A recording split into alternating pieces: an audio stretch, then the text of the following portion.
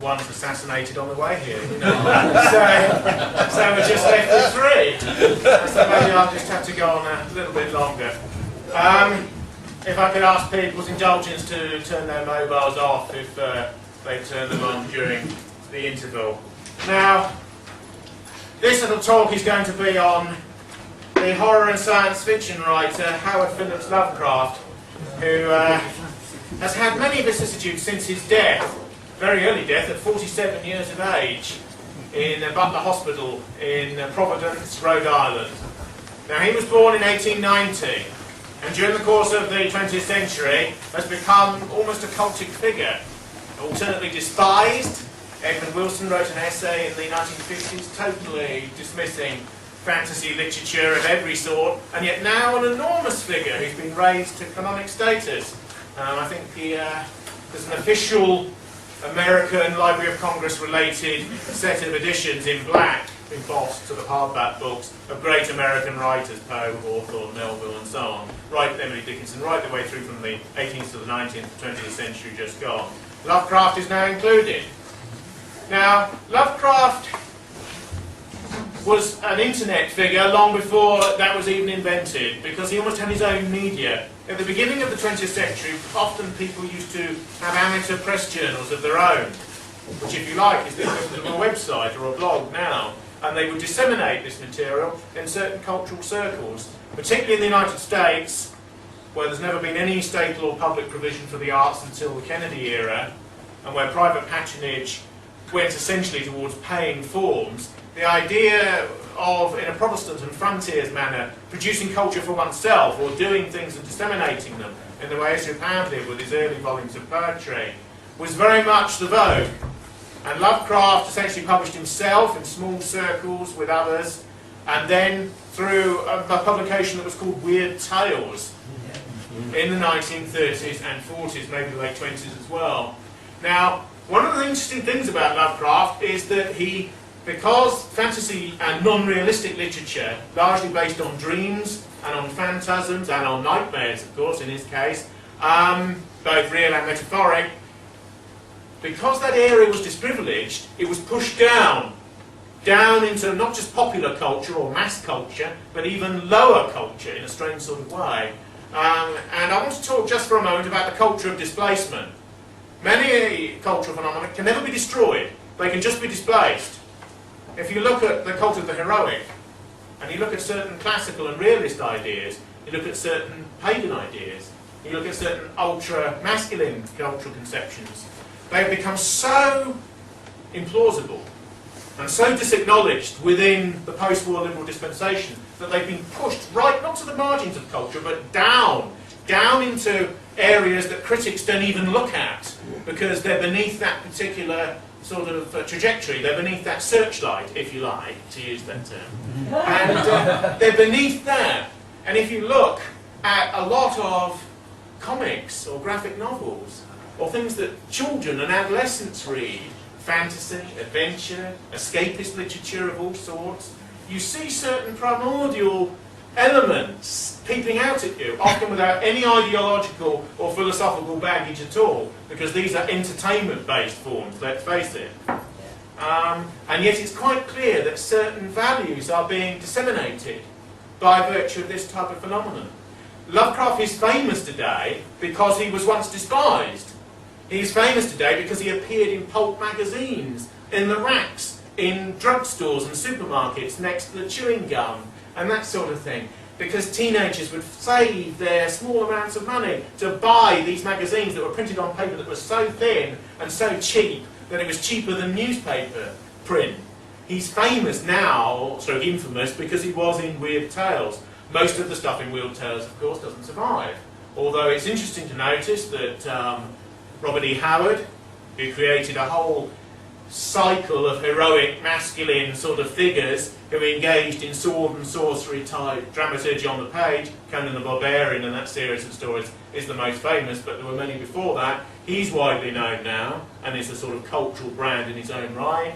Clark Ashton Smith is another one, and there are a few others, Dennis Wandry, a few others who have since have survived the demise of the magazine that gave birth to them.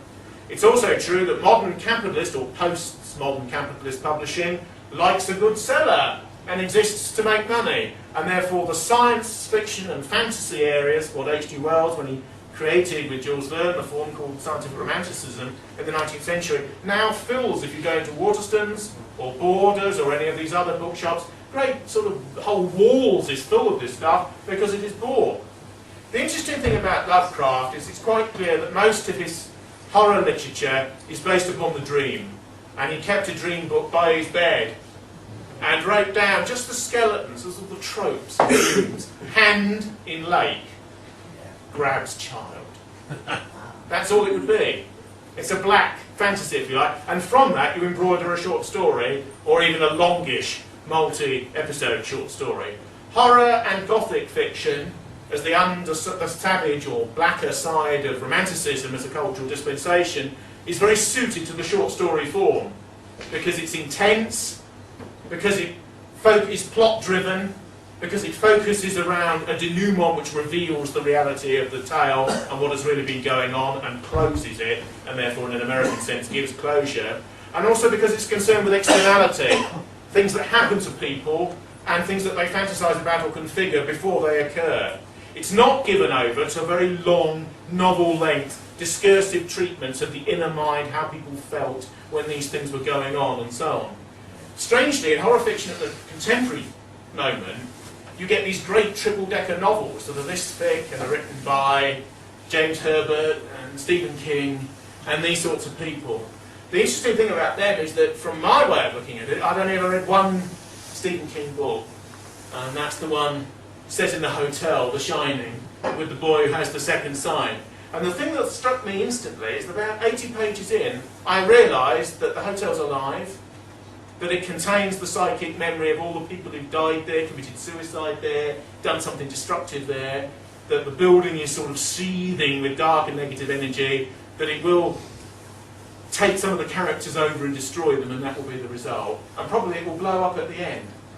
And I suddenly realised I've got to page 80, but there's actually 460 before you actually get to that moment. And it came into my mind that what King is doing is he's extending a short story out across 500 pages, because his editor has told him that you've got to have a novel length, not a short story, because the horror form, the Gothic form, from Walpole, from novels like Vathek, from early 19th century literature, from Mary Shelley's Frankenstein, when the Byron Circle all sat round and they all had to give a ghost story. Remarkable set of stories came out of that particular evening.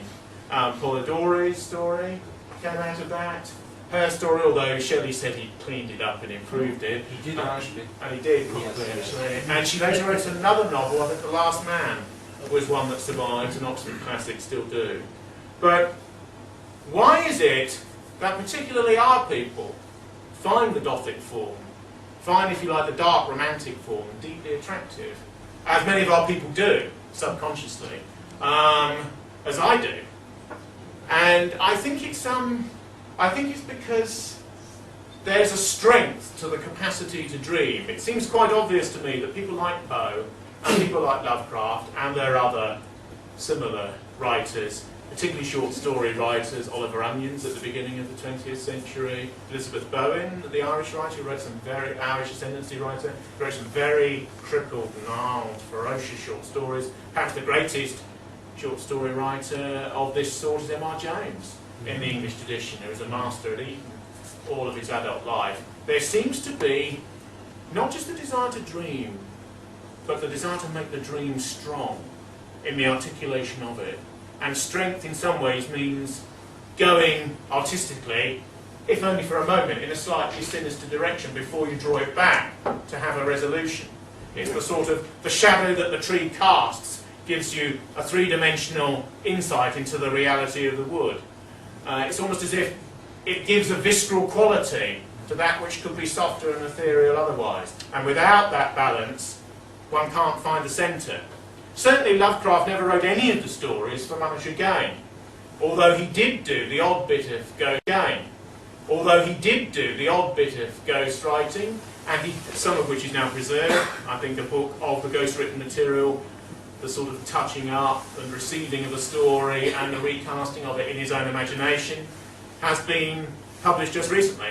Lovecraft is out of copyright, of course, now, which is why there's a great plethora of this material in the last year and year and a half. His career began in sort of isolation and seclusion. He was an only child. His father died in Butler Hospital in 1898 in Rhode Island. Providence. Don't we hear in that name, Providence, the Protestant ancestry of New England? Salem, New Jerusalem, Providence, a people chosen by God, allegedly, leaving England to create a new world and a new dispensation. If you come from a town called Providence, you sort of know that you're part of the chosen, and in a differentiated way. And he never lost that New England element to him. Lovecraft always regarded himself as a Briton, even as an American. He didn't like the American Republic, too modern, too new-fashioned, too newfangled. Those people who didn't really care for Washington's revolution, some of them went to Canada, others called themselves loyalists or Tories, and they lived on in the United States, ultimately became a sort of gentlemanly cultural opposition to the nature of the American Republic, looking back to the British past, regarding that the United States was almost an extension of this country, that the theocrats who couldn't basically create a Protestant dictatorship that lasted after the Civil War and before left to create a new one on the other side of the world. Parenthetically, of course, although we're talking about H.P Lovecraft, I always use these talks to illustrate certain of the things that are going on. We now have the first decidedly non-European president of the United States of America. And it's interesting to notice that apart from maybe Patrick J. Buchanan, there's not one contemporary American politician who's seen this event for what it is.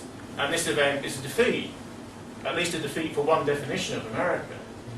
For a definition of America that's grounded in a post-European experience, for an America that is an expression of nation Europa, for an America that is a vision demographically and, more importantly, culturally of what David Duke calls European Americans.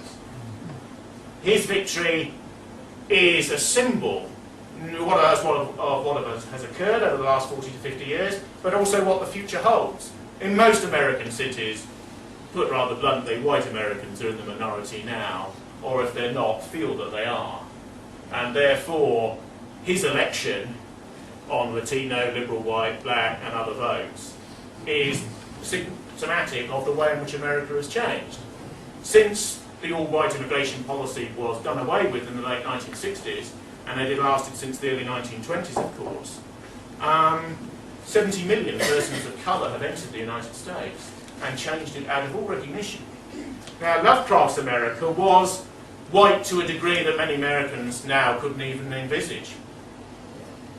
And yet he regarded it as appallingly decayed and decadent and miscegenated and utterly in racial chaos, and that was in sort of 1908. So what he would have made of 2008, 2009 is quite unbelievable. On his first trip to New York, he said he was almost maddened by the seething whirlpool of the races and the destructive intensity of a world crashing upon a city, because he was seeing it from somebody who was very provincial, from Providence. You know, you transported to New York, the seething masses of New York, the sort of field of energy as they come in from the Europe off the boats, and he sensed all that energy for both creation and destruction, and like all artists would be appalled and yet also excited, because energy always excites.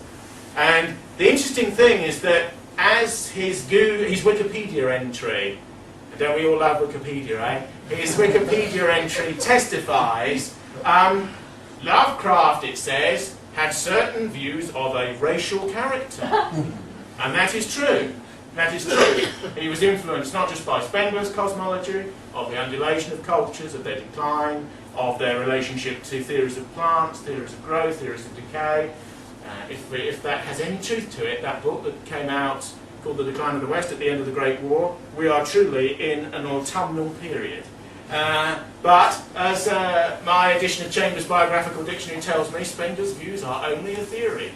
So there we are. But Lovecraft was strongly influenced by him, strongly influenced by certain racialist writers like Gunter and so on. but also by the nature and temperament of his Protestant, hierarchical and culturally elitist experience. As his major American Asian explicator, S.T. Joshi, says, Lovecraft was typical of his era, and yet more typical than many, because it's quite clear he had an ideological commitment to these ideas of decline and degeneration, from which there could come new fulfillment and growth by virtue of reverse eugenesis, or cosmological change, or moral change, or social transformation, whatever words and theories you wish to place upon it. Always an eccentric, living at night like a sort of psychic vampire, and writing Gothic stories, living on a pittance, almost refusing to work, because work was sort of slave morality. Attitude-nosing about the old aristocratic past, which his family had never really lived through, but of course the man is the writer of fantasy. His father died of nervous exhaustion, but he actually died of tertiary syphilis in 1898. His mother died in 1921, possibly of an infection of that sort. There seems to be little congenital disturbance in Lovecraft. However, the family had died around him, and as a child they moved from quite august, large quarters to a very small, crammed flat. This had a real impact upon the infant Lovecraft. Lovecraft didn't really go to school and educated himself, primarily in science. One of the interesting things about Lovecraft is that it will be easy to look at him as an eccentric artist and a writer of Wildian, Swinburnian, Edgar Allan Poe-like short stories, a sort of New England Gothic, as it could be described. But Lovecraft really was as much influenced by science as by the pedigree of artistic literature, whether related to the Gothic era that he made his own or not. One of the other interesting things about Lovecraft is he wrote an enormous number of letters. Rather like the compulsive emailer of today, he would write 7, 10, 20 letters a day. His biographer in the 1970s, a science fiction writer called L. Sprague de Camp, what a marvellous name, eh? L. Sprague de Camp, sort of French-American. He wrote over 100 books, including some of the Conan cycle that he finished after Howard shot himself. Howard knew Lovecraft, of course. Howard was again an obsessive writer from Cross Plains in Texas. His mother died one day, so he took a shotgun and blew the top of his head off. Same day, when he was 30. And yet he wrote, before he was about 30 years of age, what many writers struggle to write in half their lifetime, and all of this stuff has been published during the course of the 20th century. But to return to Lovecraft, Lovecraft wrote over 100,000 letters, according to de Camp. According to Joseph's biography that appeared in the mid-90s, he wrote about 85,000 letters. But in any respect, he wrote an enormous amount, and many of these letters, because they're often to quite famous writers that he influenced, and the letters went back and forth, are being published over time. He also wrote 5 volumes of essays, which have now been published and are available via Amazon and so on. A cartoonist did an image of Lovecraft from early in his life, dressed like Poe, but further back. Dressed like sort of Poe, as Dryden, as Poe, with a wig, writing with a quill pen, because modern pens are just too modern, you know. With bats and various things in the background. The sort of the image appeals to his antiquarian bias, his 18th century bias, his Gothic bias, his image of himself, and so on. These essays are gathered together in the 5 volumes, as I say. One is on science, one is on art and literature, one is the amateur press journalism, which, if you like, is contemporaneous material. One is on politics. He began with a short sort of journal of his own called The Conservative, and rest assured that was indeed a conservative journal. In 1909, and rest assured that was indeed a conservative journal.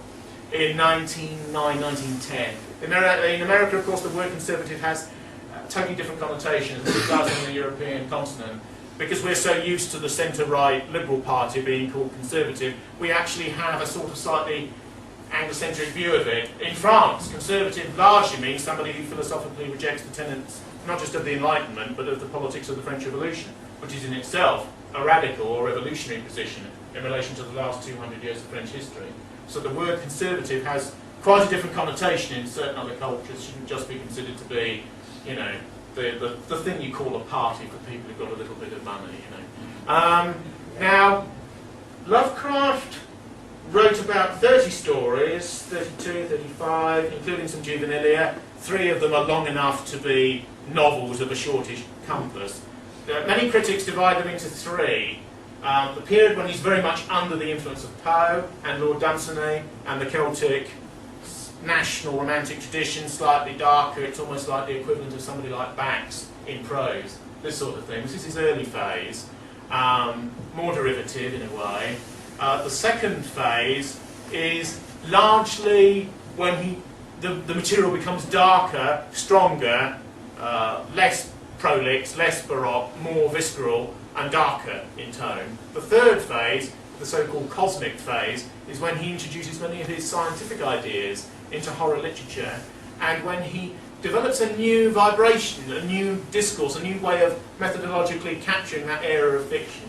Traditionally, it dealt with dreams, it dealt with interpretations of reality that come out of the Christian cultural legacy, very explicitly. It dealt with diabolical possession, or it dealt with sort of demonic forces, or it dealt with ghosts, or it dealt with the concept of guilt, or it dealt with the ambience and sort of auric manifestations of a place, position, topography. Very important in this type of genre literature because you're dealing less with fully wrought out Iris Murdoch-like presentations of personality, much more with mood and with atmosphere, mood within an individual and within the environment that they shape and are shaped by. That's why a lot of horror literature consists in a sense of building up an atmosphere of threat or plausibility or suspension of disbelief and so on, particularly if it's got any pretensions towards literature. Now, Lovecraft at one level could be considered as religious in the sense that his work is so fantasy-laden and so imaginative that it transports people into other realms. That's why it's remained extraordinarily popular with adolescents. Adolescents often want primal answers, particularly about death and about human sort of the morphic, about decay, about radical things that people of a slightly more mature years don't wish to talk about quite so blatantly. They also love escape, and they also love adventure, and the idea of violence, action if you like, appeals to them. I remember when Evelyn Waugh was once asked, what was your favourite book when you were 9? He said, Captain Blood, because that's what you want when you're 9. And, but not maybe when you're 29. Now, Lovecraft, although he dealt in fantasy, was rhetorically and intellectually an atheist. He believed that the imagination was our way to freedom by virtue of the fact that we were imprisoned within normative worlds of materialism, of mechanism, but also of chaos. Quite early on, he imbibed an idea that the modernist movement was to exemplify in many ways, and that has become rather a cliche now, and is that order is ordered and yet seething and pulsating, as advanced physics allegedly tells us, with the prospect of dissonance and decay. The point of the artist in this particular rendition is to hold as much order as they can together amidst the seething, indeterminate nature of the universe. Now, if we're the prisoner of our genes, allegedly, if things are biological and morphic, if genetics, a term that wouldn't have been used in Lovecraft's intellectually formative era, of course, except by specialists, dominates everything, how can man be free in his own mind? How can he obscure the threatening nature of the universe? When Pascal looked out upon the universe and these great interstellar depths of chasm and so on, he felt estrangement and alienation. He felt sort of a cosmic coldness there. And partly admitted, at least to himself, as an internal reference point, that religiosity was not a way of dealing with that, as John Updike, who died recently, said recently, but certainly was a way through to dealing with that. Few of us really can configure that if our universe is one speck of sand in the Sahara, as certain cosmologists say, if that's what this universe is, and there are universes upon universes upon universes allegedly clustered together in various ways, if the human mind really only at the edges of consciousness can completely conceptualise this, even if most of these are theories that may be mathematically true, but we don't know whether they physically are true or not. Science in the future may determine that, may not. But Lovecraft's way of dealing with this, a very modern way in actual fact, was to throw out the imagination, was to throw out the element of fantasy in the mind, that which often in the child is permitted for a moment and yet is discouraged. You know, the child wants to draw, the child wants to paint, the child wants to dream. Don't do that, don't do that. You have to stop that and get real and sort of go into main adult life and any living and that sort of thing at a certain time. Lovecraft wanted to keep alive that facility of dream, to go onwards and to mature and deepen the nature of those dreams, both positively and negatively. Indeed, in a way, he's only arguing for what many artistic types really do naturally anyway. Writing itself, in some ways, often for many people who write about the nature of writing, particularly fictional writing, whatever genre or area that they're involved in, talk about the resistance to doing it before you start, then talk about slightly disengaging from the most conscious part of the mind and allowing certain other things to come out. But this isn't stream of consciousness necessarily at all, because it's deeply structured, deeply ordered. You're dealing with different types of memory and different types of the reinterpretation of things which you've experienced and made up, even as you experience them. So quite complicated things are going on.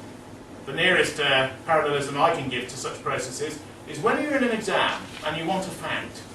If you screw your mind up and you think, I must have this fact, I must have this name, date, and so on, you won't remember it. You won't remember it. But if you allow the mind to relax, which of course is difficult when people are under pressure, but if you allow that moment to occur, suddenly it comes back to you. Just like that. Just as if a prayer has been answered because you didn't force it, because you used a different part of your mind. And in many ways, I think this type of literature, which is in part about death, I think Gothic literature is about death, and about how you place yourself before it, and how you deal with it imaginatively.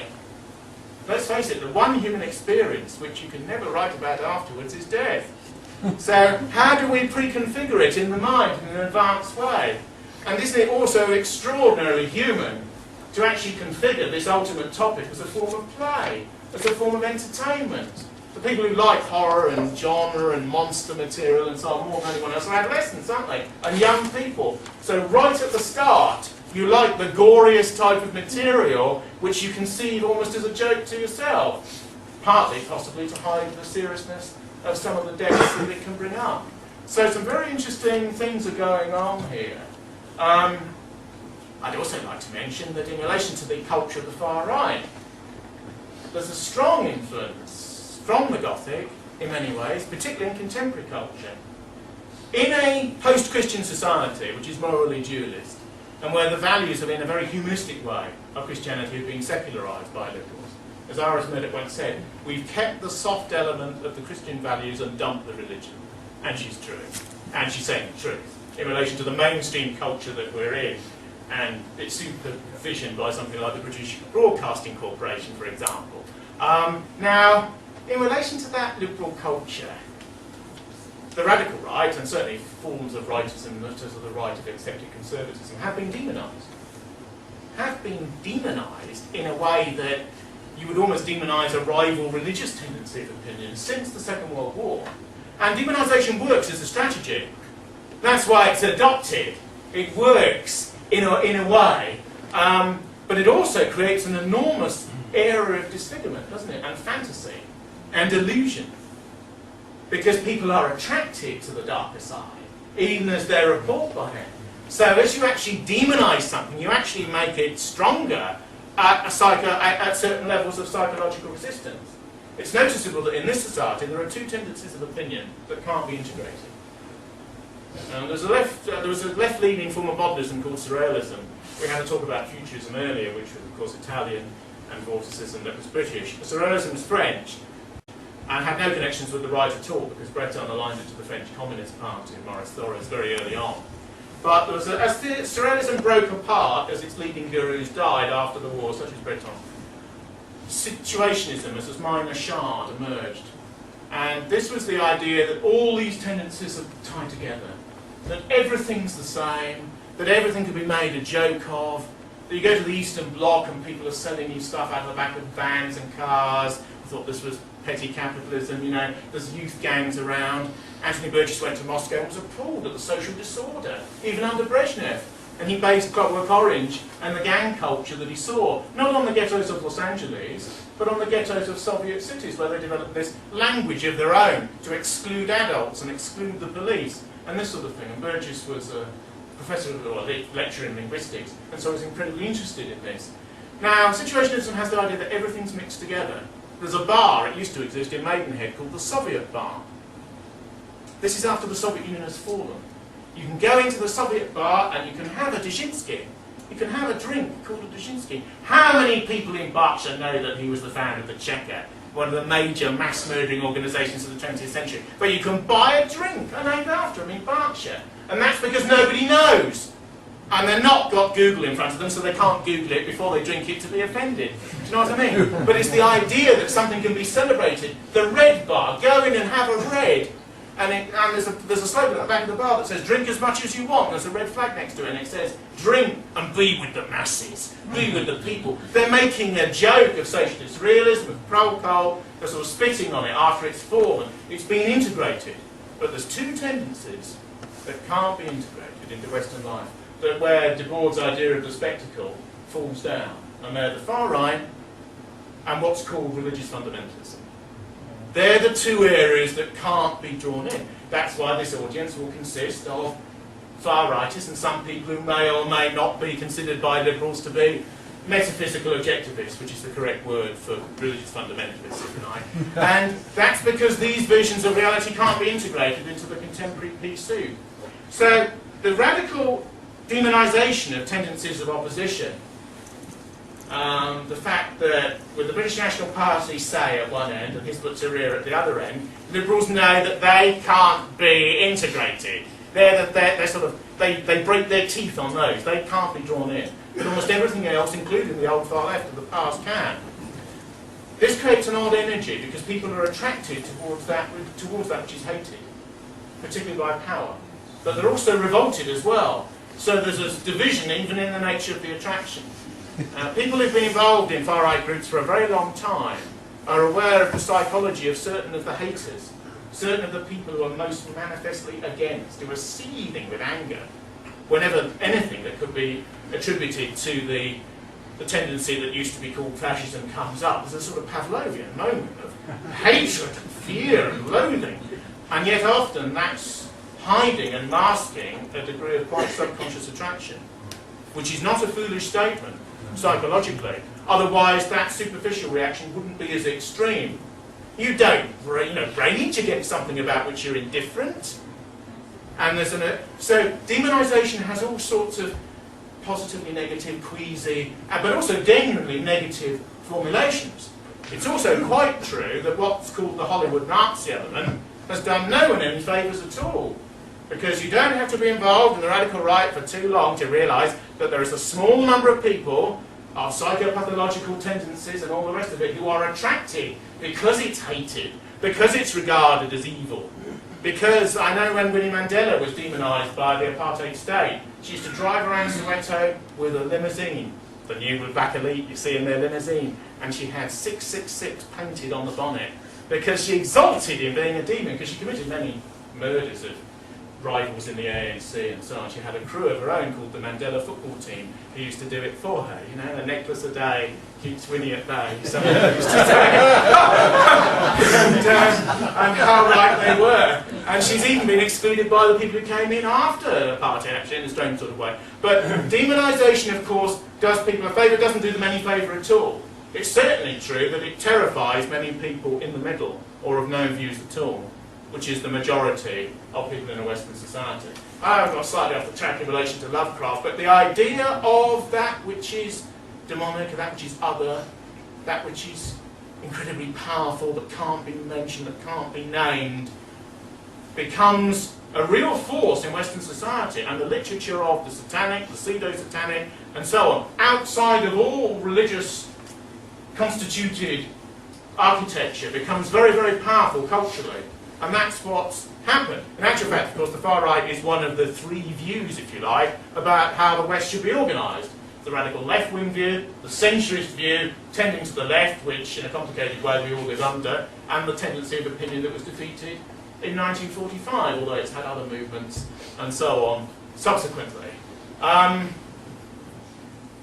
So the demonic and the use of it in a dualist, very morally dualist culture is very powerful. When Nietzsche wrote Thus Spake Zarathustra, he brought back a Persian sage who institutionalized morally the idea that there was an absolute for evil and an absolute for good, and they warred forever, the Manichaean viewpoint, heresy in Christian terms.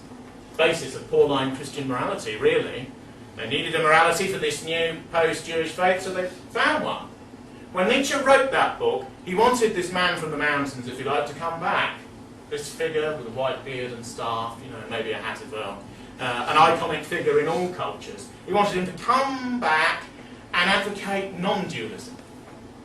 The overcoming of the positive and the negative force and their institutionalisation into one area.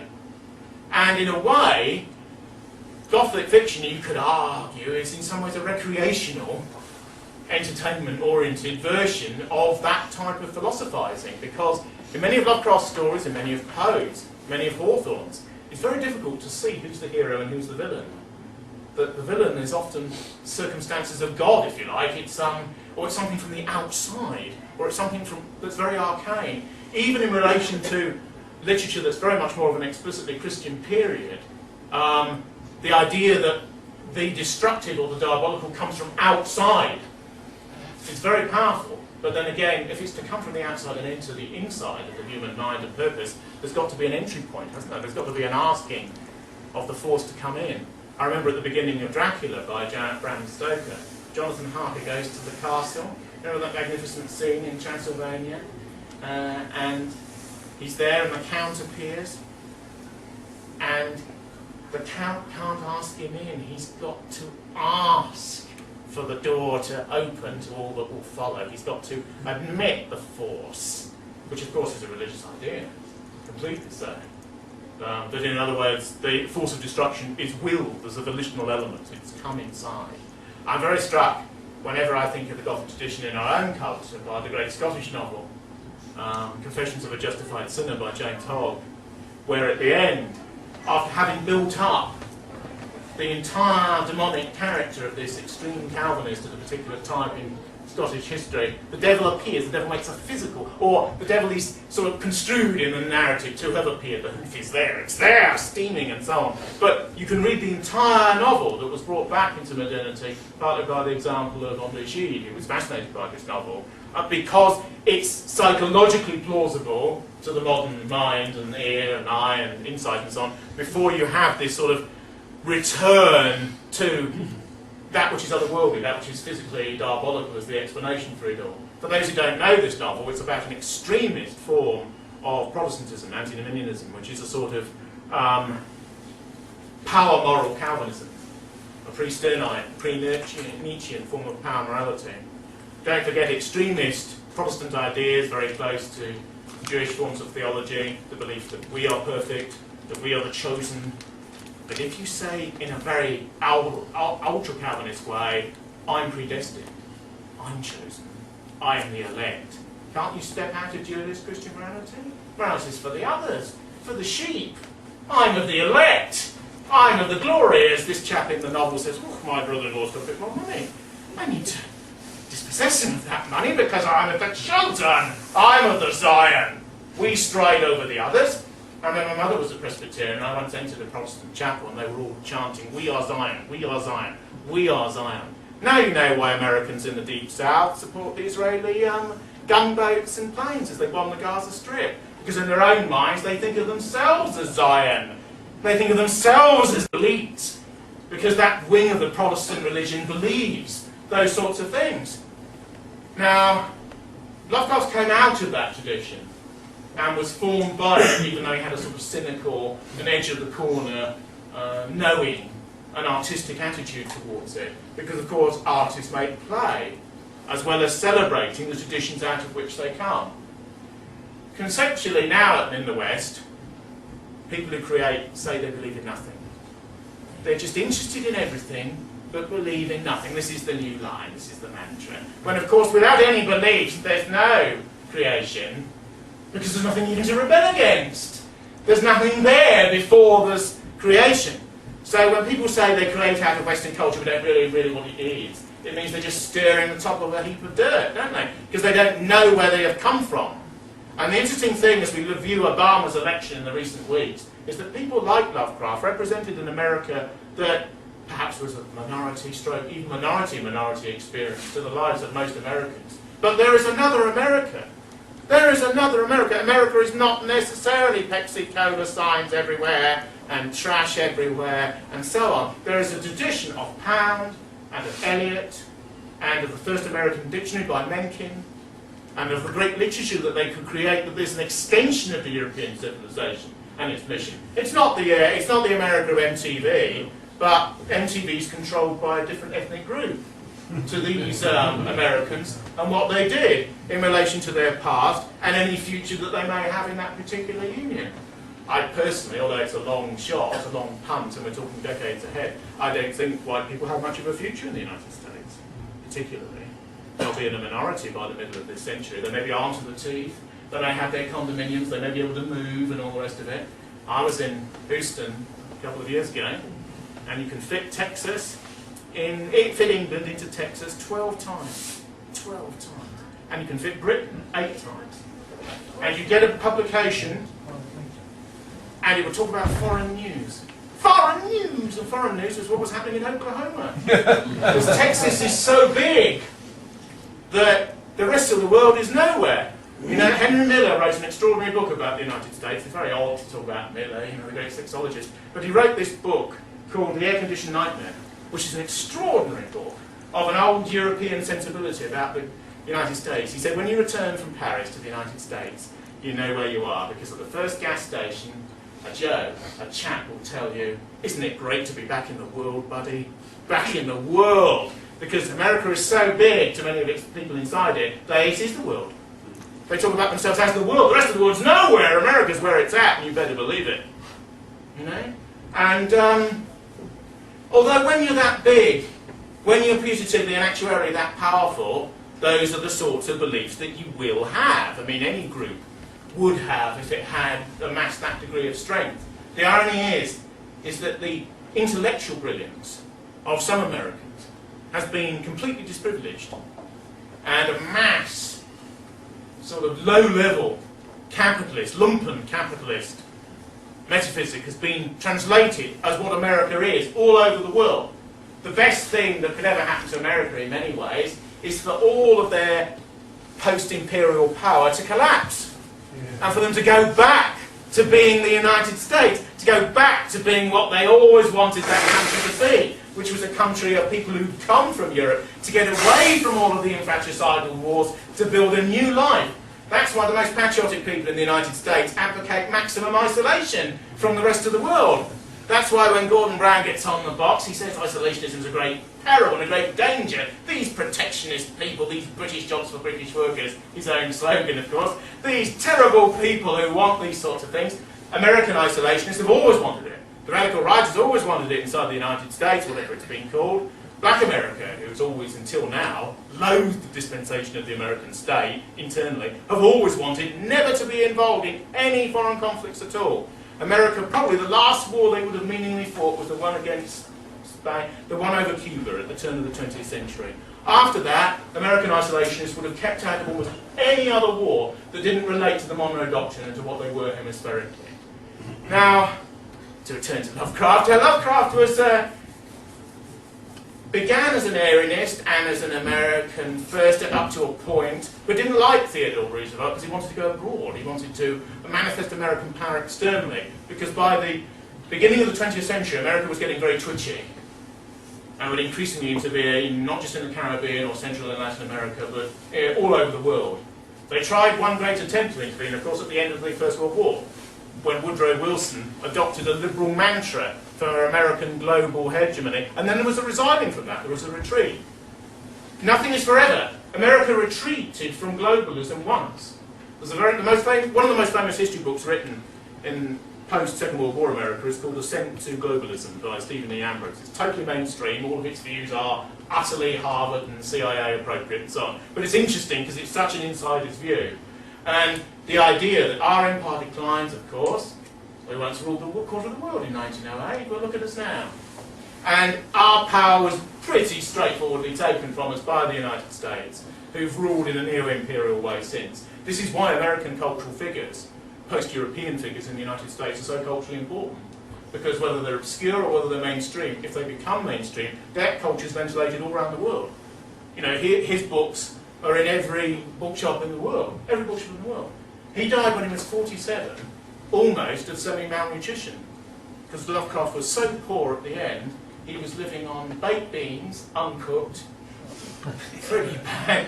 Pretty bad. Even if I was there, I'd have said, look, Howard, you know, you are starving to death, but couldn't you think better than cold baked beans? I mean, somebody, even a candle can heat it. Even that can heat it. You know what I mean? Well, put a tin there, boy, you know. Cheese and bits of old bread. That's what he was living on.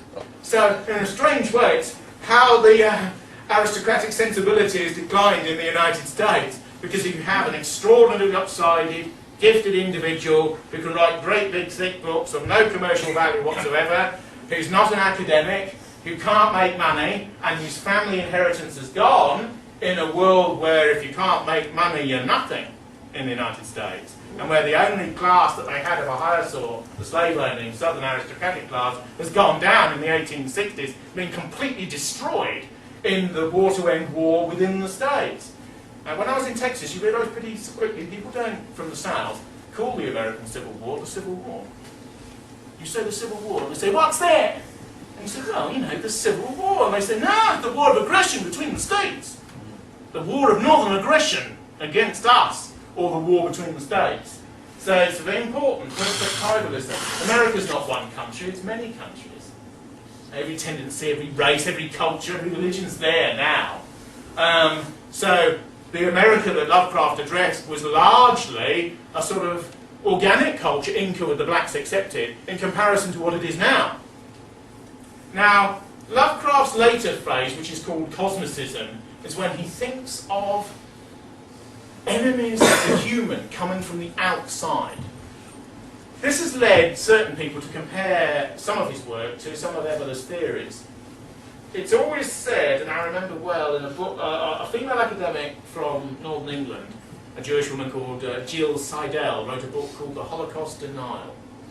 It was published by a very obscure press about 15 years ago. And she said something very interesting in that book. She said, all right-wing discourse is an attempt to build hierarchy, and is an attempt to justify inequality, and is an attempt to exclude, by virtue of its hierarchical ordination. And that is a totally truthful statement. That is a totally truthful statement. It's one of those moments when the outsider sees from the outside the truth of the discourse. Why do right-wing sensibilities do that? Because they want to create order. There are then debates about where the order comes from. And of course there's two great views. One is the order is prior and is metaphysically objective. In other words, there are outstanding truths outside time, outside history, outside man, outside his circumstances, that they are divine. But humans don't, maybe necessarily in their individuality, know everything that pertains to the truth of that, but they are prior to man. That's one of the views upon which you base the idea of a civilization. Not it's all made up, you know, I just thought of having it today. That's called heuristic thinking. You make it up as you go along. The other great sort of polarity, which is the more modern one, is people in a sense who can't accept the religious verities of the past. Don't forget, almost everyone in a Western society has grown up in a society where the religion has crashed down around him. It doesn't exist. I was born in 1962. You know, the Christian religion was, even if I had any partiality in that direction there anyway, was dead. Had been really dying for at least a century, in my mind, in the mind of many young. Now, in this situation, the one we are now, people of a rightist bias, if you like, in the last 200 years, somebody like Charles Maurras, somebody who founded Action Française, thought, I may not know what the absolute truth outside of this life that I experience is, but I can still support order, and I can still support that which is given, and I can still support prior structures that lead to hierarchical inequality. Why? Why? Because they give meaning. Because they give meaning, because they lead to transcendence, or the idea of transcendence, which is the metaphoricization of hierarchy as you go up. Why do you want that? Your liberal would say, why do you want all that? You want it because it makes life deeper, makes life more three-dimensional, makes life more real, makes the prospect of death more real. Well, why do you want that? you want that so you can be more alive. Then they stop saying, why do you want that? Because it's become rather obvious. But he said, oh, but that will lead in some ways to a tragic view of life, or to a more profound view of life. And one of the modern conceits is to have things at such a low temperature, have everything so boring, so nice, so compartmentalised. You're feeling depressed? Well, not. You know, that's what life's about now in the West. The irony is many people from cultures outside the West look all on at us from the outside and think we're all ninnies and we've all bought what goes on here. And the truth is, of course, that the bulk of people have accepted liberalism because their prior religious tradition has collapsed for many of them, and they're lazy, and they're enmeshed in materialism, and they're enmeshed in materialistic lives. You know, it's the sort of people, if their credit cards are taken off them, they'll be crying. Our Marines are crying when the Revolutionary Guard takes their iPods away. Many of them. I tell you, if I was running this country and then you'd train those Marines would be crying, not the Marines themselves. But there is a degree to which, if you like, a constructive, non-religious-based view of right-wing thought is also valid in this sense, because if a prior hegemonic religious viewpoint is collapsed, many left liberals would argue just plump for what exists now. Safe, utilitarian, global, market-based, we're all the same, we all want the same things allegedly, we all want to shop, we all have the same desires, an Asda in every street, you know, this sort of thing. But in actual fact, we're not all the same, and we don't want all the same things, and we don't have the same dreams or desires. And sort of left-class literature is about some of those dreams and some of those desires. In closing, particularly for people who've never read him at all, I'd like to look at one story in particular called The Dunwich Horror, which is very interesting. It's about 60 pages long. And Lovecraft builds atmosphere amazingly in these long, archaic and baroque sentences that seem to go on for almost too long. You know, the story is about an eccentric backwoodsman who's a black magician, and who has a sort of sabbat or circle up by these stones in the heath. Because he has such a sort of Salvatore Rosa imagination, Lovecraft could see a nice wood in sunlight, and what he sees is Gothic gnarled trunks and the prospect of human sacrifice in the woods. That's what he sees, when in actual fact it's a sort of nice sort of Woolworth postcard is Dessart, you know, in the sort of, in his imagination, because he sees things in this dark sort of a way. And the story involves, always with Lovecraft, even about his fellow Americans, conceptual elitism. Because there's this attraction to the barbaric, the instinctualism of the lower orders, and also this moral revulsion as well. And also they're the ones who will allow in the forces from without. And there's this decayed family, decayed genealogical line called the Whateleys. And it's quite clear that this sort of malformed woman in the family allegedly has some sort of congress with a being of nethermost essence from without. And she has 2 children. And the husband, the uncle who's left, creates a dwelling inside the house where he locks all the windows and he closes them down and he builds a wooden structure on top of the house, the idea of an extended padded cell, if you like. This is very much a staple of Gothic literature. It was always said, the old British aristocracy had always, you know, the big family chain, you'd have one who was mad, one who was utterly insane, you know, but you wouldn't have him in the black wagon dragged off to the local asylum. You'd build a padded cell in your mansion for him, you know, is that Geoffrey screaming? You know, and he'd be there. He wants feeding again, you know, approach with a long pole, and that sort of thing, in that very English sort of British way, you know. And in a way, this sort of literature is like the sort of fulminations from that room, you know, at a distance. And so he builds this structure onto the back of his barn, and there's 2 brothers that have come from this illicit congress, this thing from without. One can be seen, and he speaks this sort of hick dialect, you know, this New England hick dialect. I'm going out in my buggy, this sort of dialect, you know. And he's always very tightly dressed. Tightly dressed. The idea being that there's bits of him that could slip out that you wouldn't want to see, you know. Bits of him that aren't human, you know, particularly from beneath the waist, you know, the old idea that of the hooves and what is above them, you know. And every time he wanders down to town to have a chat, to have a jaw at the local drugstore with a few of the characters who prop up these stores, you know, he's very careful about his diction, about his way of behaving, about holding his trousers up, as of course you would be if you were half demonic nether essence going down to the local store to obtain provisions. I mean, you know, put yourself in the chap's place, you know. Then he gets in his buggy and he drives back up to the family farm. All the time there's incessant tapping and knocking from the creature inside the extended wooden balustrade that's wanting to get out. And of course, there's always a professor in Lovecraft stories of Miskatonic University or the University of Arkham or something like this.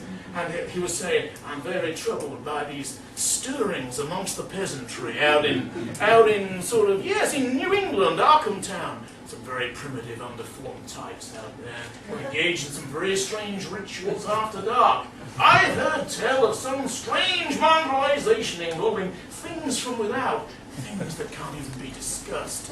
Strange tappings at night, wooden promontories on the extensions of these clapperboard dwellings. I tell these to my colleagues, but they think I'm mad.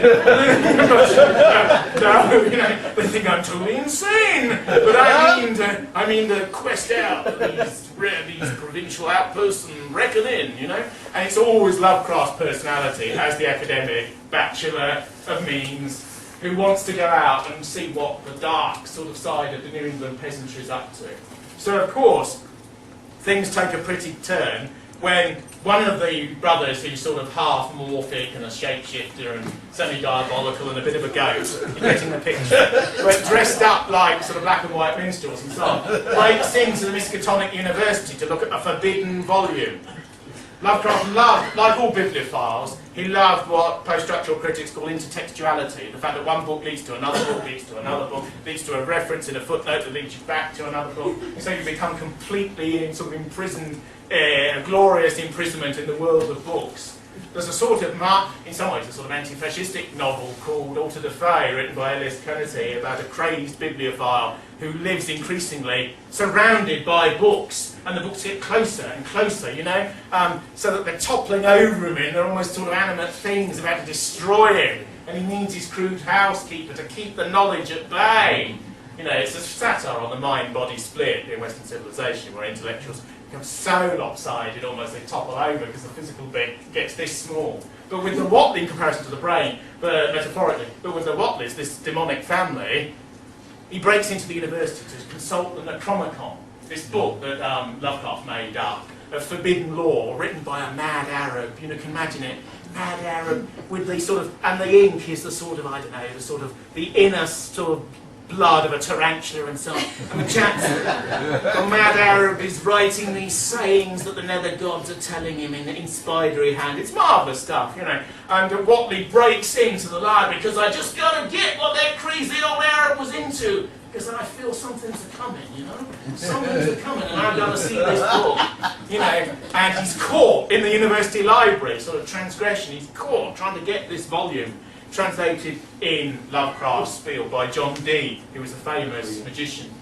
and famous writer in that area of pre-science, where magic and classical law and extreme learning and arcana and sort of madness all seem to sort of gel around in one sort of area. And how a backwoods peasant who's got goat's hooves could read Latin written by a mad Arab is not dwelt upon, because of course in this literature you don't, you know, details, that's for the critics, you know, that's for, you know, the Edmund Wilsons of this world, you know, not the adolescents reading this sort of stuff. And he's writing it all down, he says, he said all these sort of sigils and strange terms that when he speaks to his father, the old ones, the ones out there, at the Sabbath, he's going to bring down other glee, by which again, it's the simple ones left at the turning with the cart who see it. As the sort of half-brother morphic form, the other thing that was mated at the Sabbath and hidden in the farmhouse by the wooden extension and then burst out. They're the ones who see it, not the intellectuals. And they come back, and the sort of the New England rural citizens are on the ground, rolling around, said, "Oh my God, I saw it, I can no longer see." You know, it's like sort of the binding in Lear in reverse, you know. The professors asked them to recount in their own words, which gives Lovecraft the chance to do the sort of hick dialogue that he loves, about what they've seen. And one of them, sort of, a couple of whiskies down the throat and a tie released and so on. He says, "I saw it, man, I saw it." He said, "It came out of the farmhouse, big like a cloud." He said, "But brown, and it wasn't human, you understand? It wasn't human at all. It was writhing snakes. Snakes afresh, and they were grey, going on pink. And each hosepipe, each thing had a sucker like a mouth at the end of it. And some of it was green, and some of it was violet, and some of it was brown, and some of it was some sort of colour you don't want to even think of, you know what I mean? And on top of it was this great sort of a disc. A disc. It was a metal disc. You know, the obtuseness of the academic mind, that when they're being told about an enormous monster coming out of a farmhouse, they want to sort of get it down what sort of disc it was on top. Yes, of course. He said, "I don't know, Professor, some sort of a disc, you get me?" And it was coming out of the farmhouse like this. But that wasn't the worst. And the academics are going, "Not the worst, boy, not the worst." And he said, "No." He said, "On top of this disc-like mongrel entity of flesh and suckers, there was a face." "Oh," we go, "a face?" He says, "Yeah, it's even worse than the face." And he goes, "God damn, what's worse than a face?" And he said, on the top of a critter like that, boy, what's worse than a face is half a face. Because it's got half the face of its brother on top of this great seething mass as it goes up. And then the professor ends his tale by saying, "I know that my fellow academics will not believe what has occurred. I know it's the testimony of simple backwoodsmen. I know that for many of you sitting in your hearths and booths, stories of farmhouses exploding and releasing demonic taint with half faces on top of hosepipe blown blancmange is not your cup of tea. But I am saying, as Jesus is my witness, I didn't see actually every moment, but it was recounted to me by a man who knew, and he saw. Because people, there are evil people out there, like the Wobblies, and they want to bring in these things from the outside, and it ain't permitted, you understand? It's not to bring them in without a buyer or leave." He said, "We came here to New England," he said, "to build a new world, and these low-grade peasant types with their primitive folk religions are bringing in these creatures from the outside. But I tell you, the professors of Miskatonic will stand against it." Well, that's all right then, isn't it? You know, the idea that they will stand against sort of nether forces of the dark that are always brought in by those who are more primal.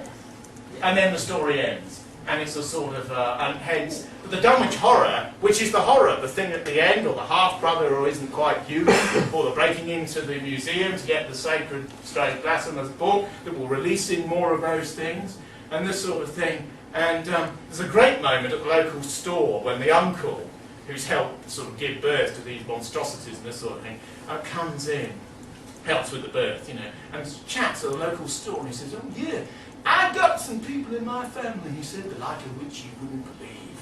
He said, "The like of which you wouldn't believe. They weren't even human. Indeed, they're better than human and worse." Yeah.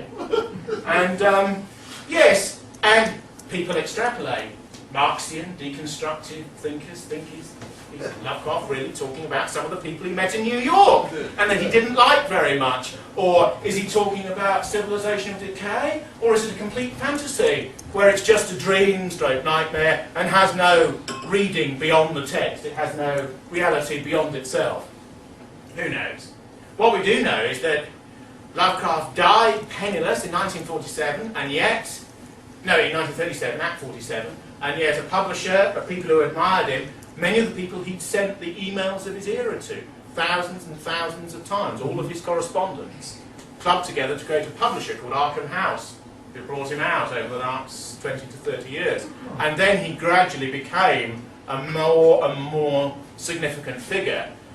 Even the great sort of popular novels, I knew somebody who actually printed Stephen King's It, I think. 6 million were printed in Britain alone. 6 million.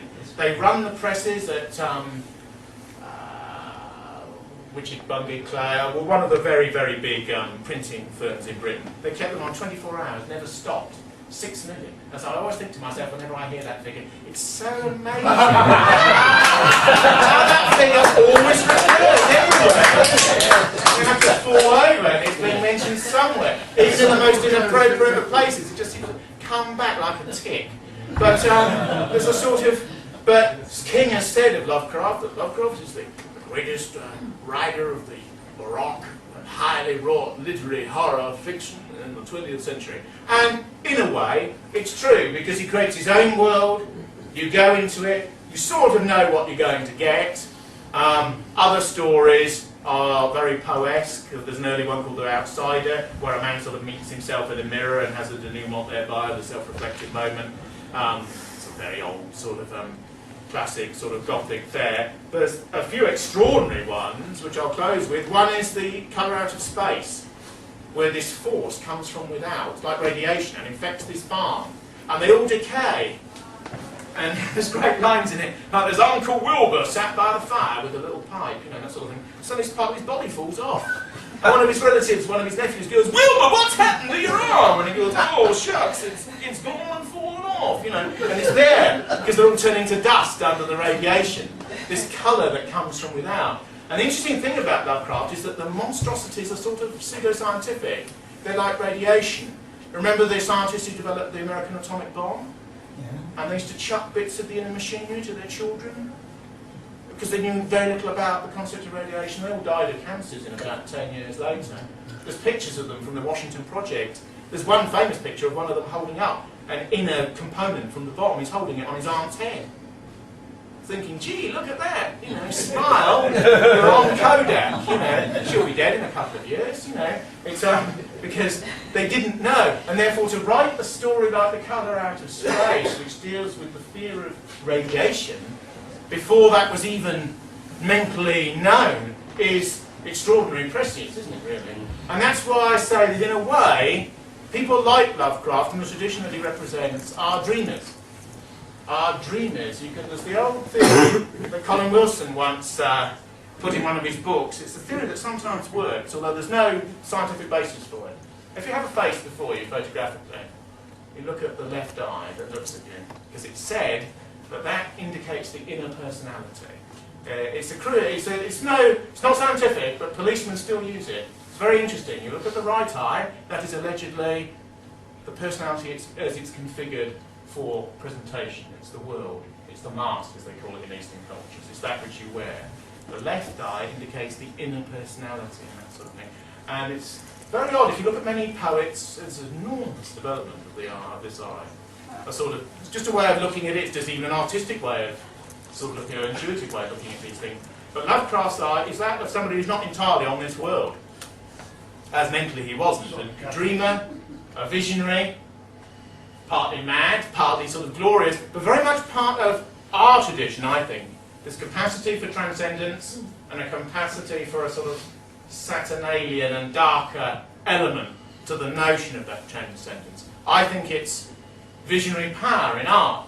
I think it's the greatest things that we've achieved, tragedies usually, the greatest things that we've culturally achieved, the Elizabethans, the Greeks. They deal with this sensibility and its power.